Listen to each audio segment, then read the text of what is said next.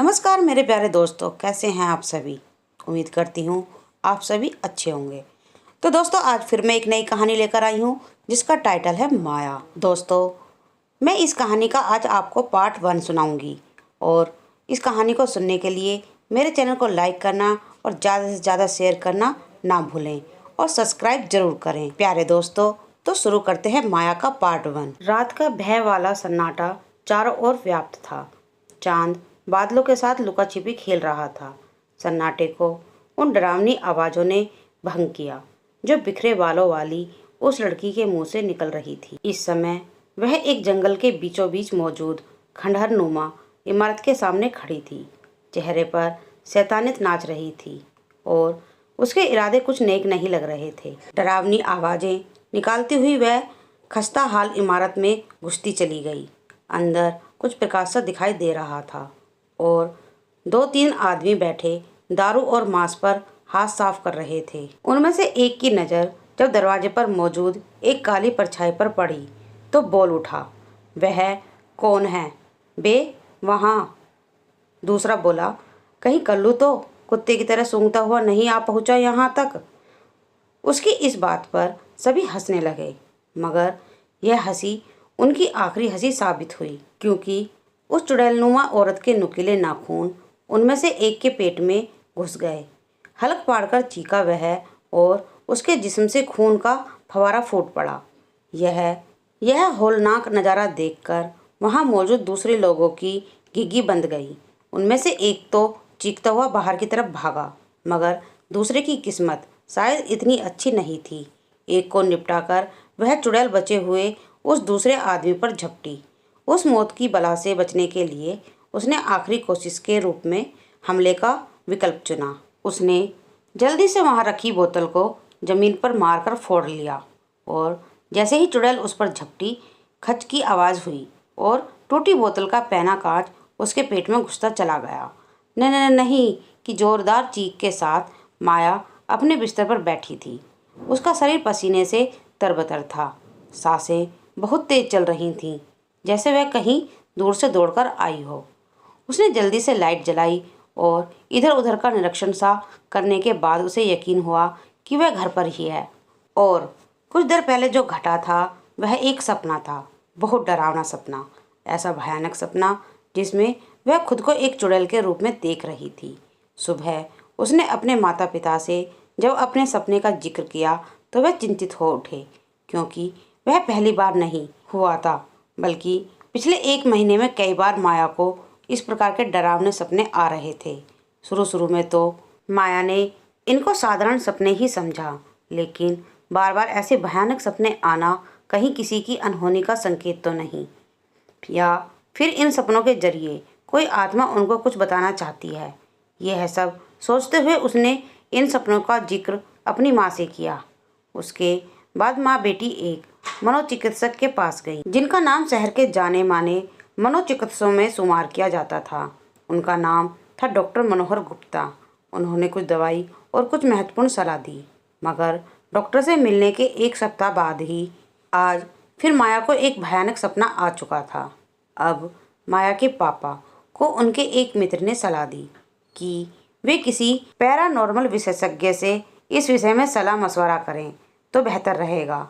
और वह एक ऐसे आदमी को जानते भी थे जो भूत प्रेतों और भटकती रूहों के विषय में बहुत कुछ समझ रखते थे। उनका नाम था बल भिक्षुक, जो किसी तंत्रिक जैसे पहनावा पहनते थे। उन्होंने बताया कि यह कोई भटकती रूह है जिसका कोई ना कोई माता माया से रहा है, और यह सपने आना कोई इत्तेफाक नहीं है, बल्कि वह आत्मा कुछ चाहती है, मगर अभी यह भी नहीं कहा जा सकता कि वह आत्मा माया को कुछ बिगाड़ना चाहती है या नहीं। मगर एक बात मैं अवश्य कह सकता हूँ कि समय के साथ साथ इन सपनों का बुरा असर माया के जीवन पर पड़ सकता है, यहाँ तक कि एक समय ऐसा भी आ सकता है कि इन्हें सपने और हकीकत में फ़र्क भी महसूस नहीं होगा, और इस हालत में यह कुछ गलत भी कर सकती है। इन सब का स्थायी इलाज फ़िलहाल तो संभव नहीं है, लेकिन कुछ हद तक यह सब काबू में करने के लिए मैं यह तावीज़ दे रहा हूँ। जब तक यह माया के पास रहेगा, वह आत्मा इसका कोई अहित नहीं कर सकेगी। अगले दिन ही माया ने अपूर्व को यह सब बताया जो पिछले काफ़ी समय से उसके साथ घट रहा था। यह सब सुनकर वह हैरान रह गया। वह माया को बहुत प्यार करता था और उसके साथ शादी करना चाहता था। माया के माँ बाप को भी इस बात पे कोई ऐतराज़ नहीं था। सब कुछ सही चल रहा था, मगर अचानक ही यह रहस्यमय और डरावने सपनों का आगमन माया की जिंदगी में हलचल मचा चुका था। मगर अपूर्व ने साफ कह दिया था कि कुछ भी हो जाए, मैं हरदम तुम्हारे साथ खड़ा हूँ। गम हो या खुशी, सब हंस के सहेंगे। माया ने जज्बाती होकर उसको गले से लगा लिया था। माया के मम्मी पापा आज बाजार गए हुए थे। वह घर पर अकेली थी। कुर्सी पर बैठे हुए वह एक किताब पढ़ रही थी। पढ़ते पढ़ते कब उसकी आंख लग गई, उसे पता ही नहीं चल पाया। उसकी आंख तब खुली जब किसी ने उसके कंधे पर हाथ रखा। उसे ऐसा महसूस हुआ जैसे बर्फ का कोई टुकड़ा उसके कंधे पर रख दिया गया हो, इसलिए उसकी नींद खुल गई। उसने चौंक कर इधर उधर नज़र दौड़ाई, मगर वहाँ उसके सिवा कोई नहीं था। वह दोबारा आंखें बंद करने ही वाली थी कि अचानक उसे किचन में से कोई बर्तन गिरने की तेज आवाज़ सुनाई दी। चौंक कर वह कुर्सी से उठ गई और वह किचन की तरफ बढ़ चली, क्योंकि वहाँ कोई औरत खड़ी थी जिसके बाल बिखरे हुए थे। एक पल को चौंक सी गई माया। वह उस औरत को पहचानने का प्रयत्न करने लगी। कह कौन हो तुम? जब उसने किचन के भीतर झांका तो वह हैरान रह गई। और यूं अंदर कैसे आई? उस रहस्य में औरत ने जब चेहरे से अपने बाल हटाए तो उसकी सूरत देखकर चौंक पड़ी माया। नंदिनी, तुम? हाँ, वह नंदिनी ही थी, उसकी सबसे अच्छी दोस्त, जो स्कूल और कॉलेज में भी उसके साथ पढ़ी थी। मगर फिर एक दिन रह माया तरीके से कह गया हो और एकाएक ही वह यहाँ कैसे आ गई? उसे उसके सवालों के जवाब मिलते उससे पहले ही नंदिनी ने जोर से उसका हाथ पकड़ा और घर से बाहर खींचने लगी। ये तुम क्या कर रही हो नंदिनी? मुझे कहाँ ले जा रही हो? चीखी माया। मगर जैसे उसके चीखने और चिल्लाने का नंदिनी पर कोई असर नहीं हो रहा था। और फिर कुछ ही समय बाद आश्चर्यजनक रूप से माया उसी खंडहर के सामने खड़ी थी जो कई बार पहले भी वह सपनों में देख चुकी थी। चौंक पड़ी थी माया कि ये सब सपना है या हकीकत। इसी उलझन में पड़ी थी वह कि तभी उसके सामने डरावनी शक्ल के साथ नंदिनी एकदम से आ गई। उसका शरीर हरे रंग का था, आंखों में जैसे क्रूरता बरस रही थी। पहली बार माया ने उसकी डरावनी आवाज़ सुनी। यहाँ आना ही होगा तुझे, हर हाल में, वरना तेरा चैन सुकून सब छीन लूँगी मैं। मेरे गुनहगारों को मारना ही होगा। मैं इंतकाम लूँगी, ज़रूर लूँगी। यह कहकर वह हंसने लगी, ज़ोर ज़ोर से हंसने लगी। उसकी शैतानी हंसी से माया का दिल दहल उठा था। वह वहाँ से भागना चाहती थी, मगर जैसे उसके पैर जाम हो गए थे। हर पल नंदिनी का रूप और भयानक होता जा रहा था। माया डर से चीखना चाहती थी, मगर दहशत उस पर कुछ इस तरह से हावी थी कि उसके मुंह से गू गू गू की आवाज़ ही निकल रही थी। शरीर पसीने से तरबतर था। माया माया जब उसकी आंखें खुली तो उसे कोई बुरी तरह झंझोड़ कर उठा रहा था।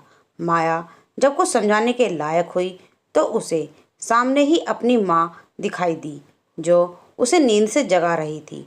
जल्दी ही माया समझ गई थी कि वह फिर से एक भयानक सपना देख रही थी। अब की बार माँ से लिपट कर फूट फूट कर रोने लगी। माँ ने हौसला देते हुए कहा, सब कुछ ठीक हो जाएगा बेटी, तू चिंता मत कर। अगले ही दिन माया और अपूर्व नंदिनी के माँ बाप के पास गए और माया ने नंदिनी की माँ से नंदिनी के बारे में पूछा कि आंटी, नंदिनी के बारे में पुलिस क्या कहती है। निराशा और आंसुओं के साथ बताया। उन्होंने शुरू में तो पुलिस ने सरगर्मी से नंदिनी को तलाश किया था, लेकिन धीरे धीरे उसकी गुमशुदगी पुलिस को फाइल में गुम होकर रह गई। मगर आज उस घटना के इतने दिनों बाद आज तो उसका जिक्र क्यों कर रही है? क्या तुझे नंदिनी के बारे में कुछ पता चला है बेटी? नहीं आंटी, मगर मुझे बार बार नंदिनी के सपने आते हैं, जैसे वह मुझे कुछ बताना चाहती हो।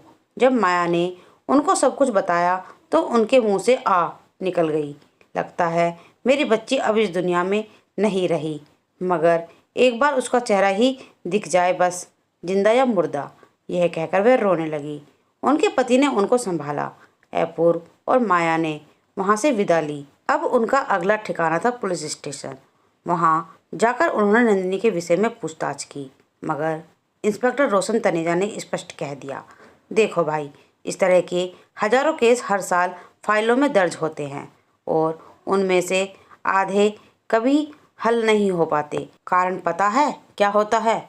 अब जवान लड़की वो लव सब के चक्कर में पड़कर फुर हो जाती हैं और घरवाले समझते हैं कि उनकी बेटी को किसी ने गायब कर दिया है। आप ऐसे गैर जिम्मेदाराना बयान कैसे दे सकते हैं इंस्पेक्टर साहब? अपूर्व ने नाराजगी से कहा, अगर आप पुलिस को उनकी जिम्मेदारी ना समझाएं तो बेहतर रहेगा जनाब।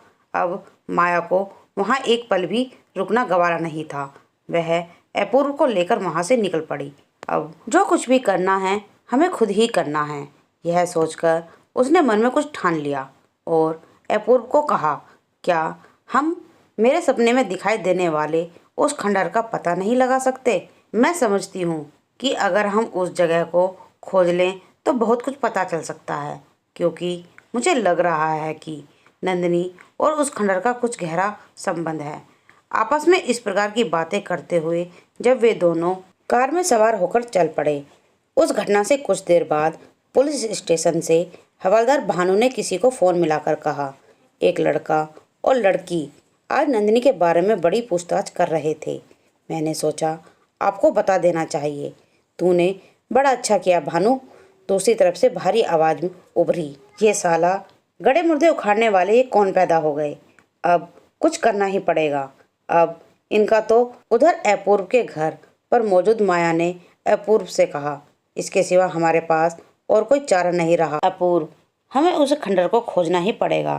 कुछ सोचते हुए अपूर्व ने अपना फ़ोन निकाला और आसपास की उन जगहों की जानकारी गूगल में खोजने लगा जहाँ कोई जंगल हो और साथ में कोई पुराना किला या इमारत हो। उसने 3-4 ऐसी जगह नोट की और अगले दिन सुबह ही उनकी खोज में निकलने की तैयारी की। अगले दिन दोपहर के 12 बजे तक वे दोनों 2 जगह पर जा चुके थे, मगर उनमें से कोई भी जगह माया के सपनों वाली जगह नहीं थी। अब बस एक जगह और जाकर बाकी की खोज कल करने की सलाह बनाकर वे अंतिम जगह पर चल पड़े, जो उनके शहर से लगभग 50 किलोमीटर की दूरी पर स्थित थी। वहां पहुंचने पर उन्होंने देखा कि वहां एक अच्छा खासा जंगल था।